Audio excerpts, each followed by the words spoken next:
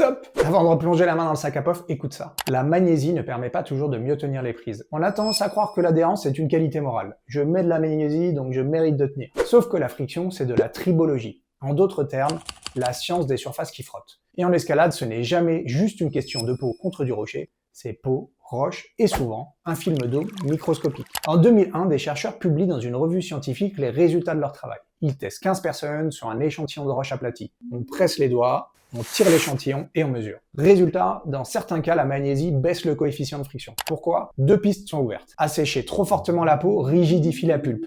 Elle épouse donc moins bien les micro-reliefs. Et à l'inverse, trop de magnésie crée une couche granulaire qui se cisaille et glisse. En 2012, une seconde étude est publiée. Pour cette étude, les chercheurs se rapprochent un peu mieux du réel. Une hangboard est inclinée progressivement jusqu'à la glissade. L'angle est mesuré et la friction calculée au moment où ça part. Cette fois, le résultat est différent. La magnésie augmente la friction de plus 18,7% sur du calcaire et de plus 21,6% sur du grès. Mais du coup, qui ment? Personne. En 2024, d'autres chercheurs se penchent sur la même question. Cette fois, ils testent 4 roches et montrent que l'effet dépend de la roche et des conditions. La magnésie rend souvent la friction plus stable, mais sur certaines textures, elle peut devenir contre-productive parce qu'elle vient s'interposer comme un troisième corps. Moralité, si tu remets de la magnésie par réflexe, tu peux obtenir le résultat inverse de celui escompté. La magnésie, c'est une question de dosage. Et parfois, le geste le plus technique, c'est de savoir quand il faut en mettre moins.